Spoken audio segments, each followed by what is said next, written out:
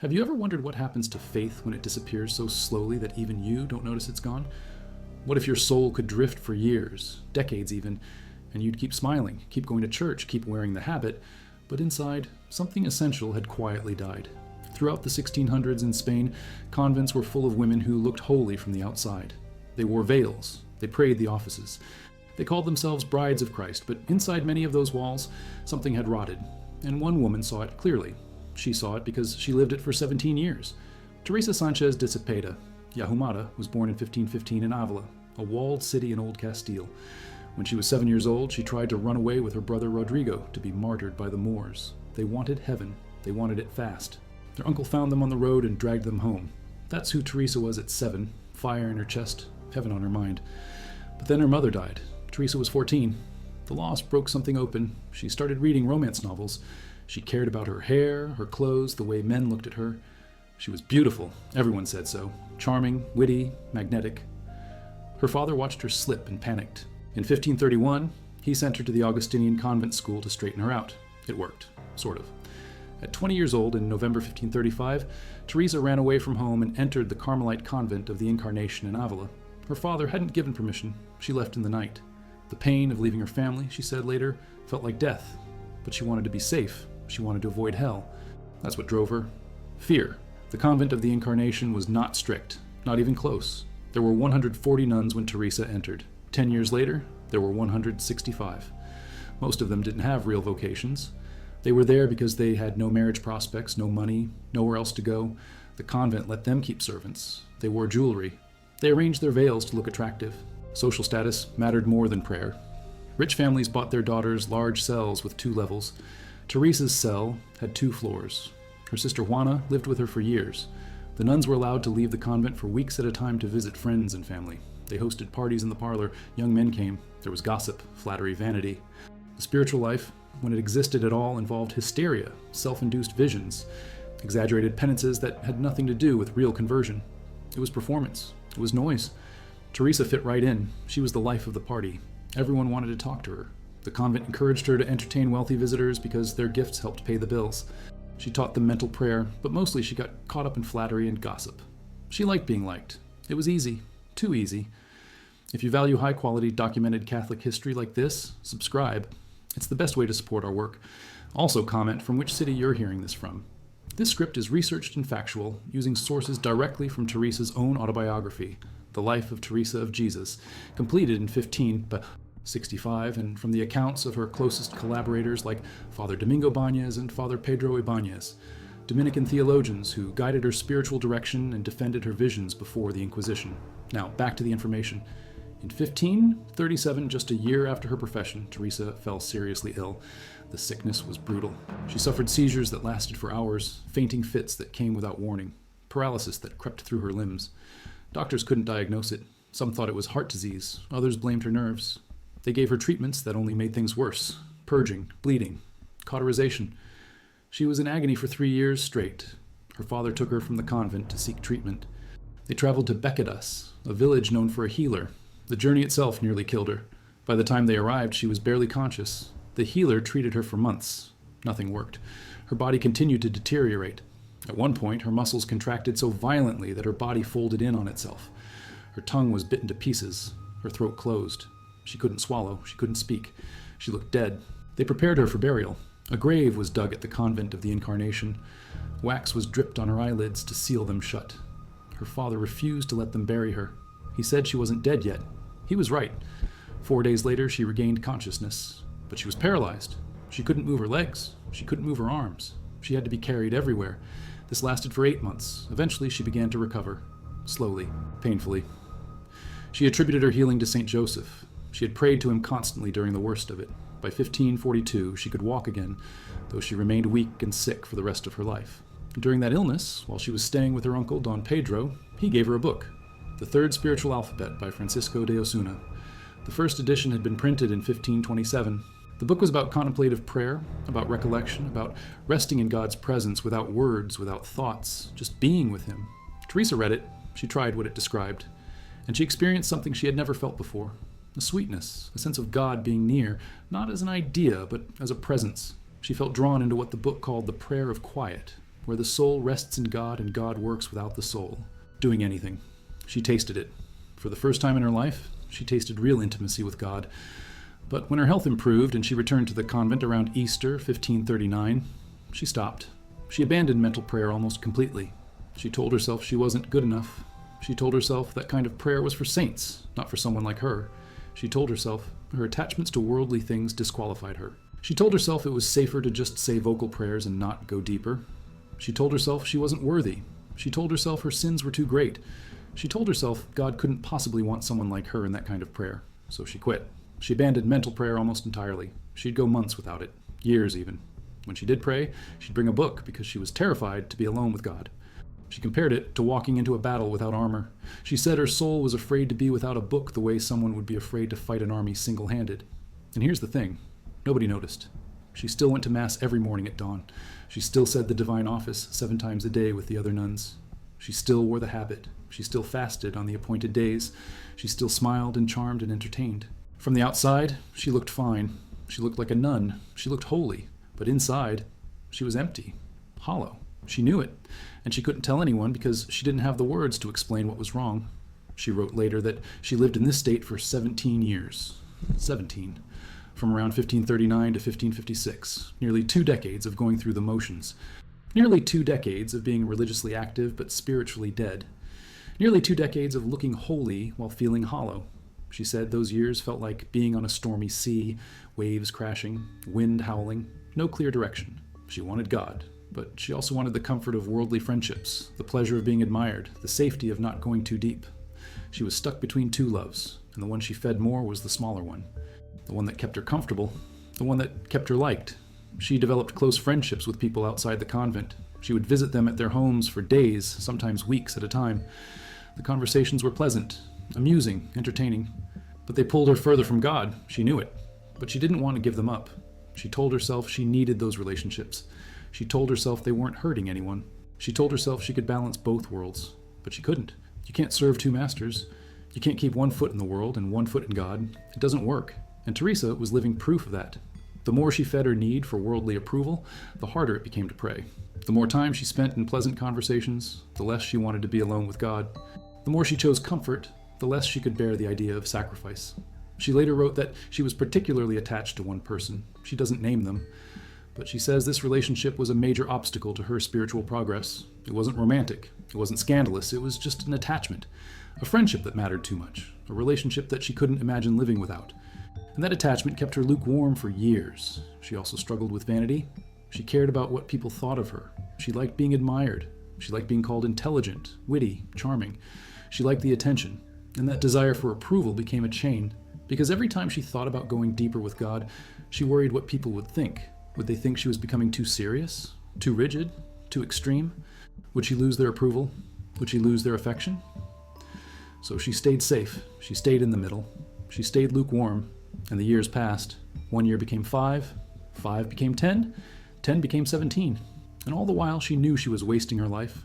She knew she was being called to something more, but she couldn't bring herself to answer. In 1543, her father Don Alonso died. She was with him. It shook her. She grieved, but even that didn't wake her up. Not really. She stayed lukewarm. She stayed safe. She stayed distracted. Teresa later wrote that during those 17 years, she was terrified of 2 things. She was terrified of offending God seriously enough to lose her soul. But she was also terrified of the effort it would take to give herself to God completely. She was caught, paralyzed, drifting. And this is what Teresa saw. She saw how faith dies, without anyone noticing, not in a single moment of rebellion, not in a loud rejection of God. It dies in 1,000 small compromises, a skipped prayer, a conversation that feeds vanity, a choice to stay comfortable instead of pressing deeper, an attachment to being liked, a refusal to let go of something small that feels too precious to surrender. She saw it in herself, and she saw it in the convent around her. Women who had taken vows, but who had never really given their hearts. Women who were busy, religious, proper, but empty. Women who looked holy, but who had quietly stopped seeking God years ago and didn't even realize it. Then, in 1554, something changed. Teresa was 39 years old. She had been a nun for 18 years. She was walking through the oratory, and her eyes fell on a statue. It was a small sculpture of Christ bound and scourged at the pillar, Ecce Homo, behold the man. The statue showed his wounds, his suffering, his blood. She looked at it, and something inside her broke. She saw what he had endured for her. She saw the love that had gone into every wound, and she saw how little she had given him in return, how she had wasted years, how she had chosen comfort over him, how she had been lukewarm when he had been on fire for her. She fell to the ground. She wept. It wasn't a gentle sadness. It was violent. She said it felt like her soul was being torn to pieces. She begged him to give her strength to stop offending him, to stop wasting her life, to stop being half in and half out. That was her second conversion. The first was when she entered the convent. The second was when she finally gave herself. It happened in 1554. She was 39. She had been drifting for 17 years. Soon after, someone gave her a copy of the Confessions of St. Augustine. She devoured it. Augustine had lived a worldly life. He had chased pleasure. He had resisted God for years, and then he surrendered. Teresa saw herself in him. She saw hope. If Augustine could become a saint, maybe she could too. Her prayer life changed. She started experiencing visions. At first, she was terrified. She thought they might be from the devil. Many of her confessors thought so too. One priest told her to make an obscene gesture every time she saw Christ in a vision. She obeyed. She did it. She apologized to Jesus while she did it. He told her she was right to obey, but other priests, Jesuits mostly, told her the visions were real. St. Francis Borgia visited Avila in 1554 or 1555. He met with Teresa twice. He told her the visions were from God. That reassured her. But the doubts kept coming. The whole city of Avila was talking about this nun who claimed to see Christ. Many thought she was possessed. In 1556 and 1557, her mystical experiences intensified. She had the famous vision of the transverberation. A seraph appeared, holding a golden spear with fire at its tip. He thrust it into her heart repeatedly. She said the pain was so severe she moaned aloud, but it was also the sweetest thing she had ever felt. The pain left her on fire with love for God. She also had a vision of hell. She doesn't say exactly when it happened, but scholars place it sometime around 1560, based on references in her autobiography. She wrote about it later in chapter 32 of the Life of Teresa of Jesus. She said she was at prayer one day when suddenly, without knowing how, she found herself plunged into hell. Not in her imagination. She felt transported there in spirit. She saw it. She felt it. And the experience was so terrifying that even years later, when she wrote about it, her hand shook. The entrance looked like a long, narrow passage, like a furnace, very low and dark and suffocating. She couldn't stand upright. The ceiling pressed down. The walls closed in. The ground was covered in filthy mud that stank like rotting flesh. Reptiles crawled everywhere. Toads, vipers, things she couldn't name. At the end of the passage was a hollow place in the wall, like a cupboard or a closet, and she was confined there. She couldn't sit. She couldn't lie down. There was no room. Her body was crammed into that space, twisted, compressed, unable to move. She felt a fire in her soul. Not physical fire, though there was that too, but an interior fire, a burning that consumed her from the inside out. She said her bodily sufferings, which had been extreme during her years of illness, the paralysis, the seizures, the pain that doctors said was the worst they had ever seen, were nothing compared to what she felt in that vision. Nothing. But worse than the physical torment was the despair, the absolute, crushing, suffocating despair, the knowledge that it would never end, not in a year, not in 1,000 years, not in 1,000,000. Never. There was no hope, no possibility of relief, no moment of rest, just endless, unrelenting torment. She said she felt like her soul was tearing itself apart. Not that someone else was tormenting her, though she sensed demons nearby, but that the soul itself was its own tormentor. Because a soul made for God, cut off from God forever, destroys itself. It can't not destroy itself. It's like a fish out of water, a plant without soil, a body without air. It tears itself apart trying to get back to what it was made for, but it can't. And the trying never stops. She said no words could describe it. No comparison could capture it. The worst pain on earth, which at least ends in death, is nothing compared to the pain of hell, which has no end.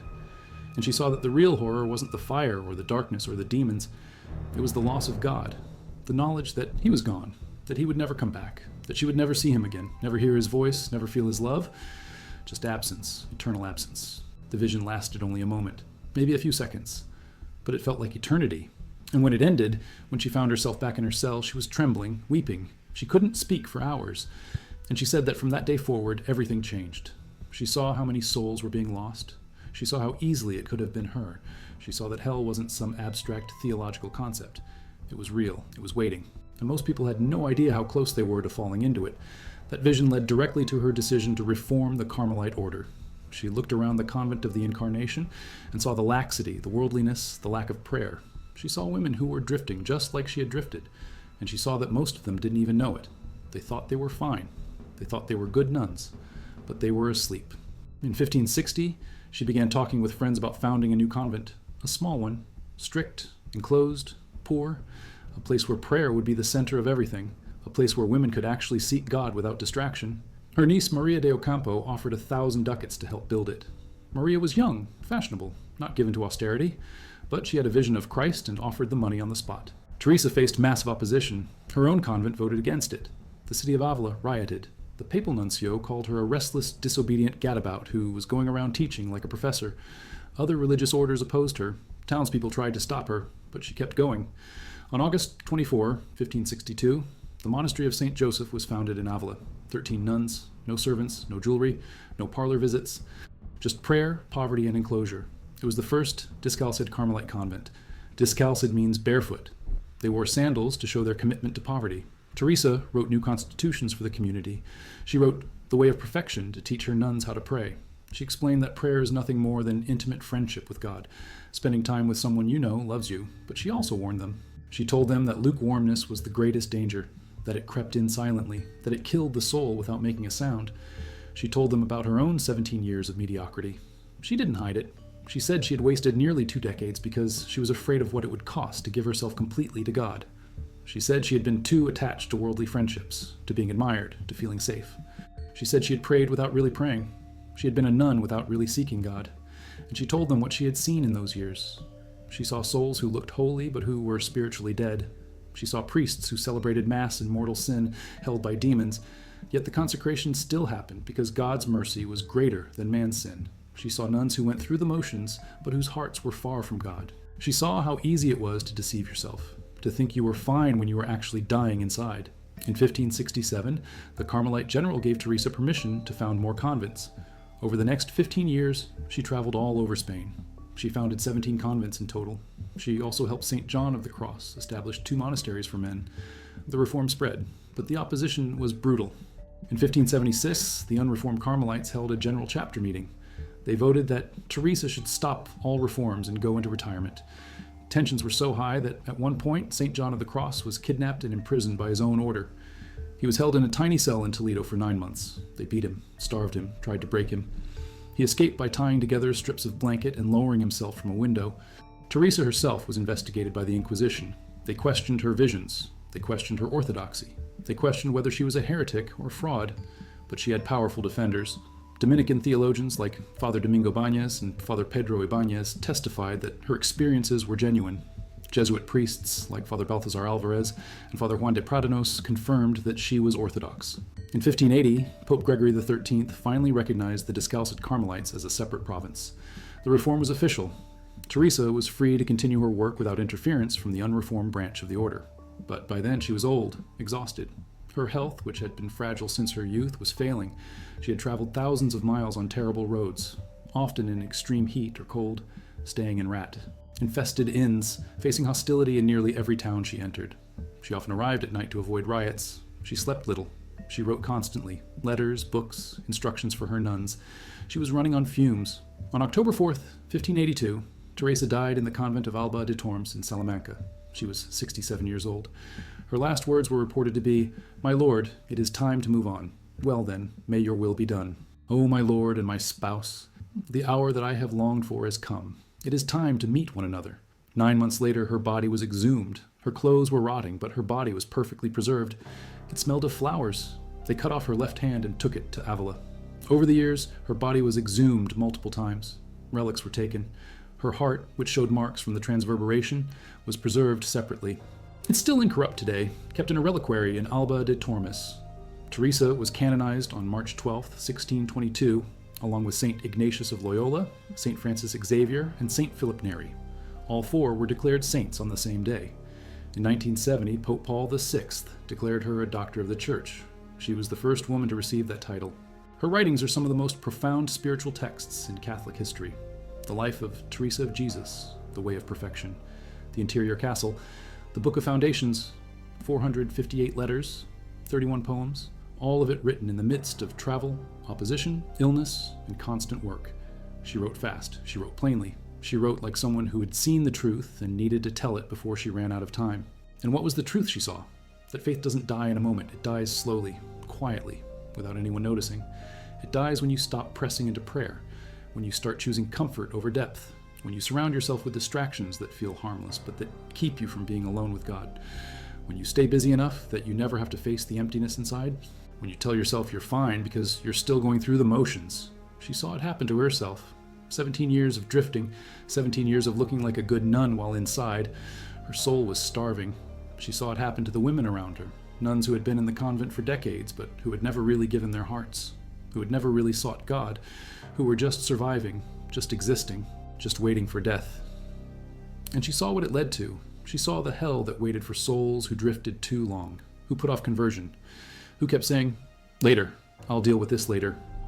She saw the despair, the fire, the suffocation, the knowledge that it would never end, and she resolved to spend the rest of her life pulling people back from that edge. She didn't do it by being gentle. She didn't do it by making people comfortable. She did it by telling the truth, by showing them what lukewarmness really was, by forcing them to see that you can't serve two masters, that you can't have one foot in the world and one foot in God, that you have to choose, and that the choice matters more than anything else in your life. This script is researched and factual. The 17-year period of Teresa's spiritual lukewarmness is documented extensively in her autobiography, written under obedience to her confessors between 1562 and 1565. The specific dates of her entry into the convent of the Incarnation in November 1535, her profession in November 1536, her illness from 1537 to 1539, and her second conversion in 1554 are all confirmed by primary sources, including the testimonies of her closest collaborators, and the detailed chronology preserved by her first biographers, particularly Julián de Ávila and Francisco de Ribera, who knew her personally and recorded her words directly. Now back to the information. What Teresa saw in those years was not a vision that came and went. It was a sustained, grinding awareness of how ordinary the death of faith could be, how unremarkable, how it didn't announce itself with thunder or rebellion. It just faded, like color draining from a painting, like warmth leaving a room. You didn't notice it was gone until you were shivering in the dark. She saw it in the way nuns would skip prayer and tell themselves they were too tired, in the way they would entertain visitors for hours and call it charity, in the way they would gossip and call it community, in the way they would cling to little comforts and call it reasonable, in the way they would avoid silence because silence made them face what they didn't want to see. She saw it in the way people would go to confession without real contrition, in the way they would receive communion without preparing their hearts, in the way they would pray with their lips while their minds were somewhere else, in the way they would make promises to God and then forget them by the next day. She saw how easy it was to be religious without being holy, to be busy without being fruitful, to be comfortable without being alive. And she saw that most people didn't know the difference. They thought they were fine. They thought they were good Catholics. They thought they were on the right path, but they were asleep. And Teresa knew the cost of that sleep. She had lived it for 17 years. She knew what it felt like to want God, but not enough to give up everything else. She knew what it felt like to pray, but not really pray. She knew what it felt like to be half alive, half dead, half in, half out. She knew the exhaustion of it, the emptiness, the slow suffocation. And she knew that most people never woke up. They drifted until they died. And then they stood before God and realized too late that they had wasted their lives, that they had been given everything and had chosen nothing, that they had been called to intimacy with the creator of the universe and had settled for comfort and approval and distraction. That's what drove her reform. Not a desire for power, not a desire for recognition, a desperate, burning need to wake people up before it was too late, to show them that lukewarmness was not a neutral state. It was death, slow death, invisible death, but death all the same. She wrote in The Interior Castle that the soul is like a castle with 7 mansions. God dwells in the innermost mansion, the 7th, and the journey of faith is about moving deeper into that castle, closer to God. But most people never get past the 1st or 2nd mansion. They enter the castle, they look around, they see that it's better than being outside, and they stop. They stay in the outer rooms. They never press deeper. They never seek the intimacy that God is offering. They settle. They get comfortable. They drift. And the tragedy, Teresa said, is that they don't even know what they're missing. They think they're doing fine. They think they're good people. They think they're faithful, but they've never tasted the wine. They've only ever had the water. And because they've never had the wine, they don't know how much richer, how much deeper, how much more alive they could be. Teresa said that the greatest enemy of the spiritual life is not sin. It's mediocrity. It's half-heartedness. It's the decision to stay in the shallow end when God is calling you into the deep. It's the choice to be comfortable when God is asking you to be courageous. It's the fear of losing what you have when God is offering you everything. And she said that this enemy is subtle. It doesn't announce itself. It doesn't come with fanfare. It just slowly, quietly, gently pulls you away from the fire. It makes prayer feel hard. It makes silence feel uncomfortable. It makes depth feel dangerous. It makes you prefer the noise, the distraction, the busyness, the comfort. And before you know it, years have passed, decades, and you're still in the same place, still drifting, still asleep. That's what Teresa saw, and that's what she spent the last 20 years of her life fighting against. She fought it in herself. She fought it in her nuns. She fought it in the church. She wrote books. She gave conferences. She corrected. She encouraged. She pushed. She never stopped pushing because she knew what was at stake. She had seen hell. She had seen the souls falling into it. And she knew that most of them didn't fall because they committed some great evil. They fell because they drifted, because they were lukewarm, because they never woke up. And she knew that the antidote to lukewarmness was not more rules. It was not more discipline. It was intimacy with God, real intimacy, the kind that comes from spending time alone with Him in prayer, the kind that comes from letting Him strip away the things you're clinging to, the kind that comes from facing the darkness inside yourself and letting Him fill it with light. She knew that prayer was the only thing that could keep a soul alive. Not just saying prayers, not just going through the motions, but real prayer, mental prayer, contemplative prayer, the kind where you're actually present, where you're actually listening, where you're actually opening your heart and letting God into the places you've been keeping locked. And she knew that most people were terrified of that kind of prayer because it required them to be vulnerable, to be honest, to face their own emptiness, to admit that they had been drifting, that they had been wasting their lives, that they needed help, that they couldn't do it on their own.